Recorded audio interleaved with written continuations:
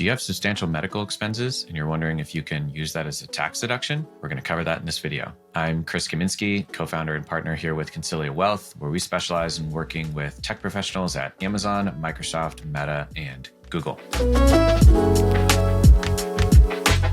All right, the medical expense deduction. If you spent more than 7.5% of your AGI, your adjustable gross income, for medical expenses, you might qualify for a deduction. Note that this 7.5% is a floor. So let's say that you make $100,000 a year and you spent $8,000 on medical expenses in the last year. The first $7,500 of that, which is the floor, 7.5% of $100,000, you don't get to take a deduction for that. Only the amount above that. So in this case, the $500, the difference between $8,000 and $7,500, you'd be able to take a deduction for that. What is deductible? So only unreimbursed payments are deductible. So these are things like dental care, medical care, surgeries, even transportation to and from a doctor's office, you can qualify under this deduction. But anything that is reimbursed, you cannot. So let's say that you spent $5,000 on a medical expense and you had money in an HSA or an FSA that you used to reimburse yourself with for that expense. Of course, that is not deductible. That's because you get a tax benefit for putting money in the HSA or FSA, and so you don't get to win on both sides. It's also worth noting that certain long-term care expenses that land above this 7.5% threshold that are not reimbursed by insurance, whether that's Medicare, Medicaid, or long-term care insurance, those expenses qualify for deductions potentially as well. Again, above that 7.5% floor. It's also worth noting that if you pay for some of those expenses for, say, a parent, you might be able to deduct those expenses on your own tax return. Of course, they have to follow the same rules. They have to be over 7.5% of your adjustable gross income. But if you are footing the bill for some of your parents' medical expenses or long-term care expenses,